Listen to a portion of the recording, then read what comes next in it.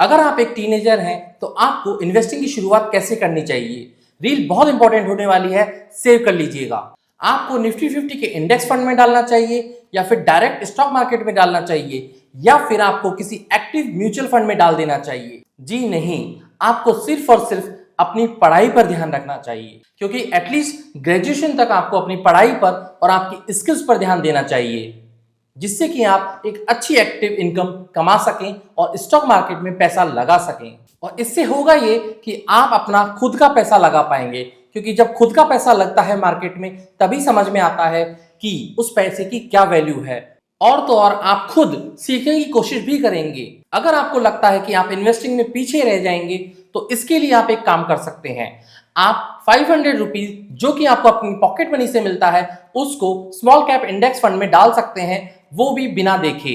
Means आपको देखना नहीं है उसे जब तक आपकी पढ़ाई चल रही है। एटलीस्ट 10 साल का टेन्योर लेके आप उसे स्मॉल कैप इंडेक्स फंड में डाल सकते हैं। अगर आप पढ़ाई पर ध्यान देंगे तो जिससे आपकी एक्टिव इनकम इंक्रीज होगी, और एक्टिव इनकम इंक्रीज होगी उससे ये होगा कि आप ज्यादा पैसा मार्केट में लगा पाएंगे। अब आप एग्जाम्पल देंगे कि वॉरेन बफेट तो 11 साल की उम्र में ही स्टार्ट हो गए थे। वॉरेन बफेट की कहानी थोड़ी अलग है, क्योंकि अमेरिका एक डेवलप कंट्री है, वहां पर किसी ना किसी रूप में नौकरी मिल जाती है और आप पढ़ाई के साथ साथ काम भी कर सकते हैं। लेकिन इंडिया में ऐसा नहीं है, पढ़ाई के साथ साथ काम करना काफी टफ हो जाता है। हमारा एजुकेशन सिस्टम उस प्रकार से बिल्कुल भी नहीं है। तो सबसे पहले आपको अपनी पढ़ाई पर ध्यान देना चाहिए और उसके बाद आपको अपनी एक ऐसी स्किल सीखनी चाहिए जो किसी और को ना आती हो, जिससे आप अच्छा खासा पैसा कमा सकें। Thank you.